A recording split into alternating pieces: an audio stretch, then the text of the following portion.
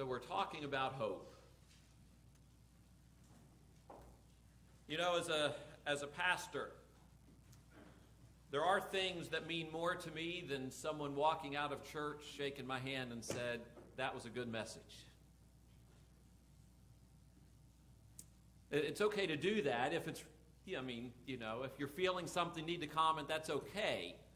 But you know what means even more to me is when I hear something later in the week or I read something on Facebook where someone's thinking about it after the fact and is making connections with other things in their life and is continuing to process that theme.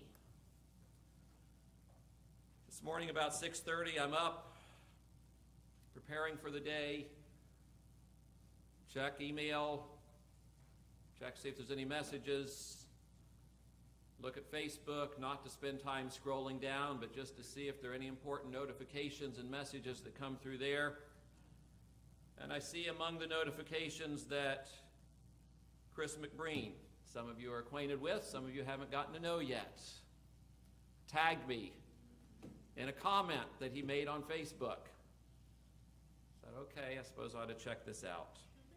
Is it okay if I read part of your comments, Chris? Sure. Okay. It's all public, exactly. That's kind of what I thought, and I was probably going to go ahead. If you just said no, I just summarized. But so this kind of came, if I would just read this without context, you'd wonder what in the world is this about. But think about hope, and he kind of makes the connection at the very end. Apparently, Chris has been to see, I guess this is a recent movie, a current at theaters. Opened on Friday, a movie called Dunkirk. Okay? If you know your history, that automatically lets you know a little bit of what this is about. World War II, Dunkirk Beach in France. He just commented on this and said, so the movie tells multiple different stories all surrounding the events on the Dunkirk beach in France. We start with the story of a soldier who is stranded behind enemy lines as he scrambles to the safety of a French-controlled barricade and then to his fellow soldiers on the beach. He said this story was the most intense and felt the most real of all of them. And of course, look at this, listen through the lens of being very hopeless and yet risking hope in these situations. But Chris writes, however, the most interesting were the two other stories that were told. Cut to the coast of Great Britain, where recreational sailors are being called to task by the British Navy. Civilian ships were the only ones capable of landing on the shores of Dunkirk to rescue the stranded soldiers because the waters were too shallow. In the civilian Navy, we primarily follow one sailboat and its crew of 3.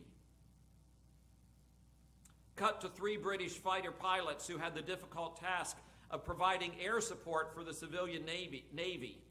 One is shot down in the first bout with the German fighters, another shot down in a later encounter, and the last one runs out of fuel, but not before shooting down the last German fighter before it could bomb a troop carrier. And Chris writes, what's so compelling about the civilian Navy boat and the low-on-fuel pilot is that they explore what it's like to be someone else's last or only hope. At one point, the sailboat witnesses the second plane being shot down, and the captain adjusts his course to rescue the pilot. His son tells him that the impact was at a high speed and that they hadn't seen a chute, so the pilot was most likely dead. The captain of the sailboat has to stubbornly tell his son, maybe he isn't.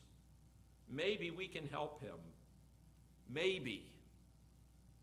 The boat is the pilot's last hope, and only the captain recognizes that. The final pilot also has his only contemplation on hope. He's run out of fuel and is gliding over the French beach, but his adversary is making a bombing run on one of the military troop transport ships. He has a choice whether to focus on landing safely or protect the ship. He recognizes his own position as that ship's only hope and turns back to attack the German bomber and draw them away from the transport. And he closes with this little nod to what we're doing here this morning. Thoughts on hope, as Pastor Mark has been doing his series on Daring to Hope. And I share that not just to say how gratified I am when people are making connections like I indicated, but it also kind of draws us into where we're going to be heading this morning. As we try to imagine what it's like, and for many of us, the realities, the terrors of war are so far removed from most of our comfortable lives that we need a movie like that to really put us into that place and remind us what really happened, and to help us even to imagine more clearly what it's like to be in such situations where hope seems to be all but lost, and some of the stories of courage and of hope and of self-sacrifice that come out of that. And that doesn't mean that we're saying war is a good thing, because it's not. There's a lot of things in life that aren't good things. Cancer is not good. So many different things are not good things. But life is battle. And then the ultimate battle is for us to maintain hope. And for us to do what God asks us to do, to trust in Him, to sometimes do things that seem foolish as we follow Him in the midst of difficult circumstances. Our Sunday school class in the library this morning, in the midst of a series called Thriving in Babylon. That also kind of is leading into where we're focusing for a few minutes this morning, as it looks at Daniel and the exiles from Judah who were taken captive in Babylon, and suggesting it's possible not only to survive but to thrive even in very hostile circumstances, even when things around you have changed and you're moved away from home and your world is falling apart. It's possible even to thrive in our faith, in our hope in God. And today's theme specifically was on hope, and was such a powerful presentation.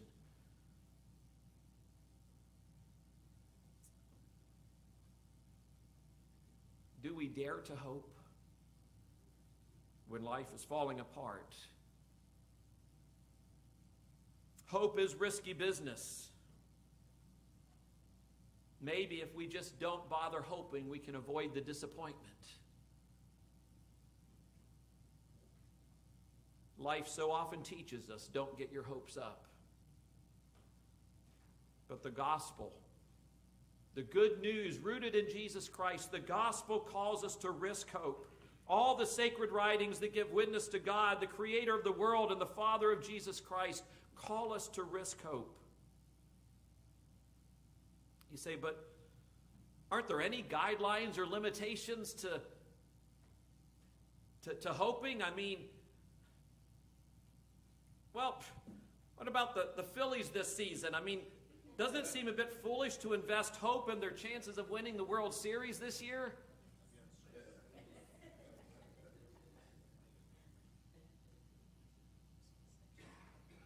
We might talk about hope in those terms, but we need to understand that there's a big difference here. What we're talking about is not just wishing hard for things to happen. We're not talking about foolish wishing, okay?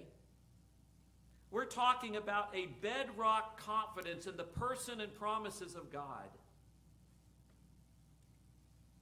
Our lesson in Sunday school led us to understand how this word hope actually has been changed over the years and has moved away from what we would call biblical hope. And this is where me and Joe are going to find our common ground here. If I start using the term biblical hope, then all of a sudden we're meaning the same thing. Because it's true, Joe is right. Our culture uses this term hope, and I hope the Phillies win. I hope this, I hope for that. And that's not what we're talking about here. We're talking about risking hope. We're talking about choosing not to despair, but instead to place our firm confidence in the person and promises of God.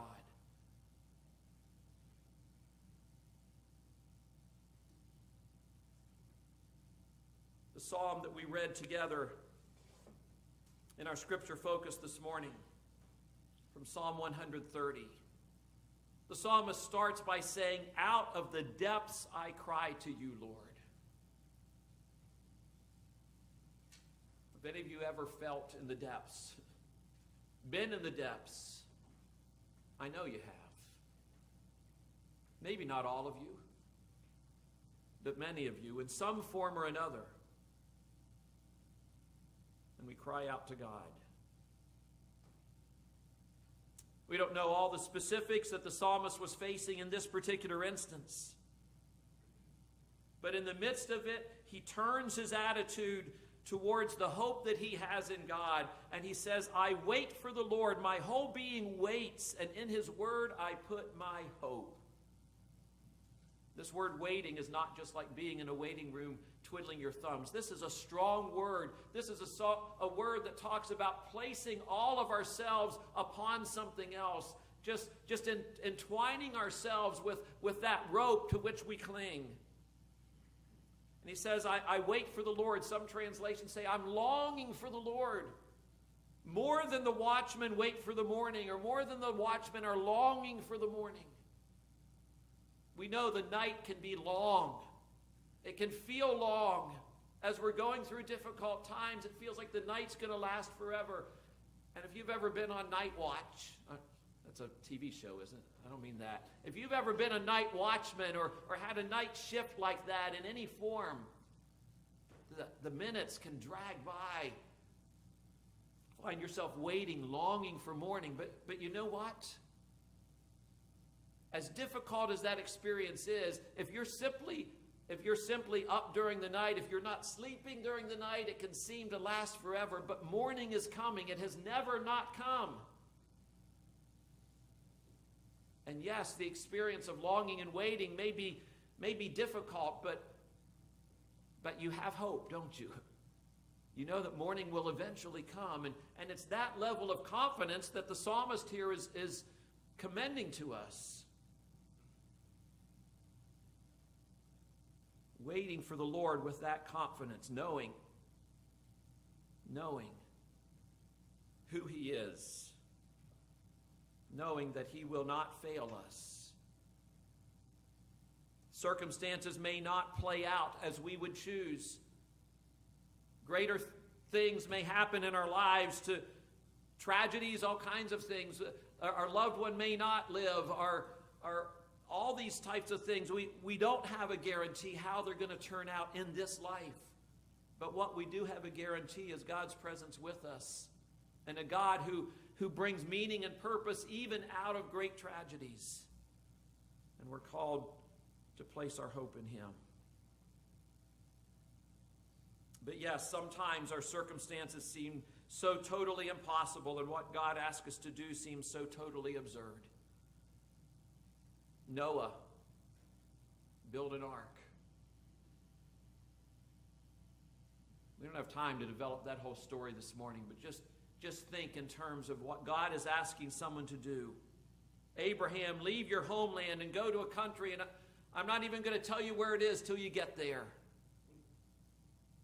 I'm going to make of you a great nation. That's pretty absurd. You got to have a child first, don't you? You know how old I am and how old my wife is? Multiple times in the life of Moses. David, there's this giant out there. David, just a teenager. Puts aside Saul's armor and risks hope in the God who's being blasphemed by this enemy soldier. Well, I want to take just a few moments this morning and look at a story that maybe you're not as familiar with. You've heard of Jeremiah. My guess is that many of you this morning don't know much about him, and most of you perhaps don't know this story. This was the theme of our moderator's message Wednesday night at annual conference, as she led us in this exploration of what it means to risk hope. Carol Shepard, a Bible scholar, a Bible professor at Bridgewater College or University, Brethren College in Bridgewater, Virginia. She calls this passage one of the most audacious, outlandish stories of hope in all of Scripture. And she knows her Bible. Jeremiah 32 starts out saying, "This is the word that came to Jeremiah from the Lord in the 10th year of Zedekiah, king of Judah, which was the 18th year of Nebuchadnezzar. The army of the king of Babylon was then besieging Jerusalem, and Jeremiah the prophet was confined in the courtyard of the guard in the royal palace of Judah." The situation is dire. The Babylonians have come against the southern kingdom of Judah. They've besieged Jerusalem. They've already taken away maybe one or two different groups of exiles into Babylon. They took the brightest and the best, and here Jeremiah is left back in Jerusalem, kind of a loser among losers. He's there under the rule. This Zedekiah isn't even supposed to be king. He's just a puppet king that Nebuchadnezzar has taken away Jehoiakim, the rightful king, and he's put Zedekiah in his place. And how this all works out, this is really weird that all this has happened, and yet still there is Zedekiah, king in Jerusalem, pretending like he's in charge of something, while Jerusalem itself is being besieged, surrounded by the Babylonians. And Zedekiah thinks that, yeah, I'm still going to somehow be successful. We're going to fight against these people.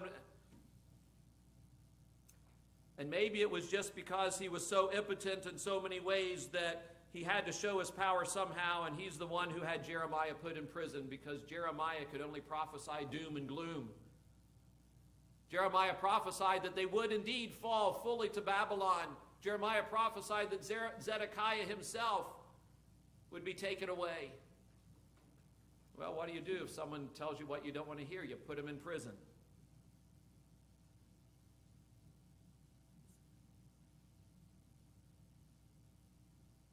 But you know, the prediction, the prophecy of Jeremiah doesn't seem that far off, given that the Babylonian army is right outside the city. But there's so much more to this passage. Just want you to understand what's happened so far and what things are like at this very moment there in Jerusalem. We read on, "Now Zedekiah, king of Judah, had imprisoned him there, saying, 'Why do you prophesy as you do? You say, this is what the Lord says. I'm about to hand this city over to the king of Babylon, and he will capture it. Zedekiah, king of Judah, will not escape out of the hand of the Babylonians, but will certainly be handed over to the king of Babylon. We'll speak to him face to face. We'll see him with his own eyes. He will take Zedekiah to Babylon, where he will remain until I deal with him, declares the Lord. If you fight against the Babylonians, you will not succeed.'" That's all quoting Jeremiah. Zedekiah says, "Why are you talking like this?" And that's why Jeremiah is in prison. But then Jeremiah picks up this story, and it says, "Jeremiah said, the word of the Lord came to me," and here's another message to Jeremiah. Stick with me. This is all going to get very interesting. "Hanamel, son of Shallum, your uncle, is going to come to you, and here's what he's going to say." Remember, Jeremiah is in prison. All right? His cousin is going to come to him, and he's going to say this: "Buy my field at Anathoth, because you are nearest relative, and it is your right and duty to buy it." In other words, in the midst of all of this chaos, in the midst of being besieged, he's got a piece of ground he wants to sell. And he comes to Jeremiah and says, "Hey, you're the nearest relative. You have the right to buy it, so I want to give you first shot at this really great deal." Verse 8, "Then, just as the Lord had said," guess what happened? "My cousin Hanamel shows up. He came to me in the courtyard of the guard and said, 'Buy my field at Anathoth in the territory of Benjamin, since it is your right to redeem it and possess it. I think you ought to do this. Buy it for yourself.'"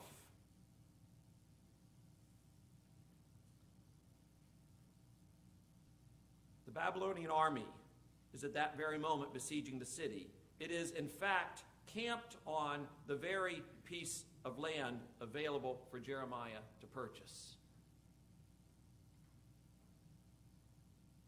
Imprisoned by a puppet king in a besieged city, Jeremiah is given the option to purchase a piece of land currently occupied by the Babylonians.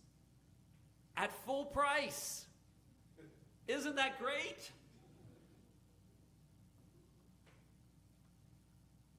But the significance of this moment goes well beyond the immediate circumstances. Jeremiah's choice comes at a point in Judean history which constitutes the rock bottom in a story that has been cascading, has been plummeting downhill for some 600 years.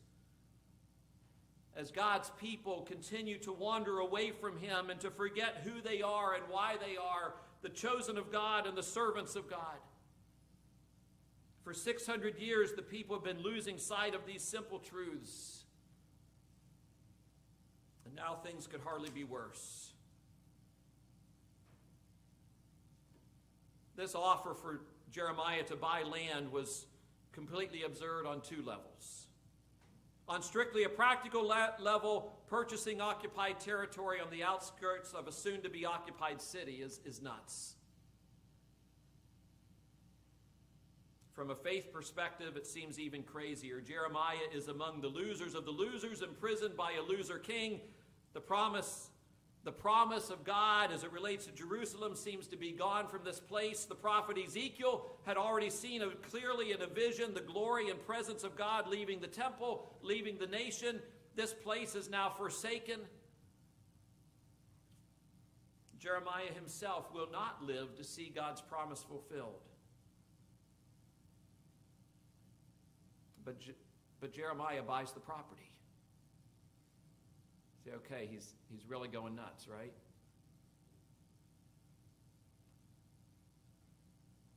He says, I knew that this was the word of the Lord, so I bought the field at Anathoth from my cousin Hanamel. I weighed out for him 17 shekels of silver. I signed and sealed the deed. I had it witnessed. I weighed out the silver on the scales. I took the deeds of purchase, the sealed copy containing the terms and conditions, as well as the unsealed copy, and I gave this deed to Baruch, son of Neri, the son of Maaseiah, in the presence of my cousin Hanamel and of the witnesses who had signed the deed, and of all the Jews sitting in the courtyard of the guard.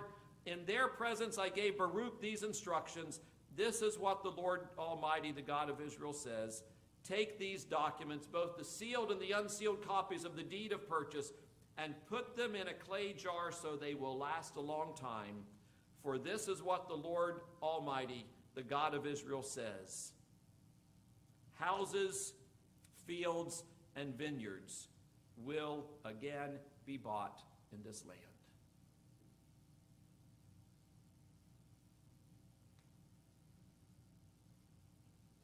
Jeremiah would not live to see it. But that promise would be fulfilled. Not through Jeremiah, not through the remnant back in Jerusalem, but through the exiles who would eventually return through the later leadership of Ezra and Nehemiah. Ultimately, the bigger promise would be fulfilled through the birth of the promised Messiah, through his life, death, his resurrection. Promise fulfilled not only for Israel, but for all nations, as God had promised Abraham so long before. And through your seed, all nations of the earth will be blessed. But for Jeremiah, he risked hope even when it seemed absurd. He did what God asked him to do as a sign of hope to his people, saying, I'm going to invest in the future because I have confidence in the God who called us. I have confidence in who God is and what he has promised. God is not done with Israel, no matter how things look, he said. God has promised there will come a time when land and houses will again be sold in this place. And I'm going to put my money where my mouth is. I may never get to use this land. I may never see the fulfillment. But I'm going to buy it. Because God asked me to. Because I have hope in him.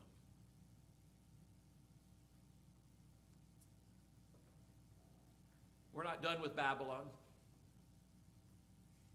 We're going to actually go into Babylon next Sunday, and then after that we're going to look at the Persian Empire, which followed the Babylonians. But this morning I want to bring it back to us and ask the simple question, so what about you? What does risking hope look like for you right now in your life? What circumstances in your life may make it look foolish to others for you to hope in God?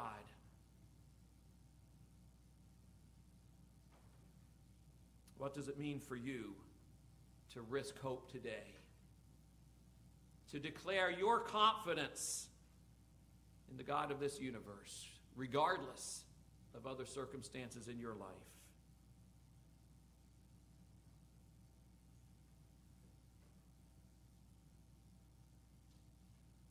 May you embrace that, whatever that means. May you risk hope today. And the God who has chosen you, the God who has called you,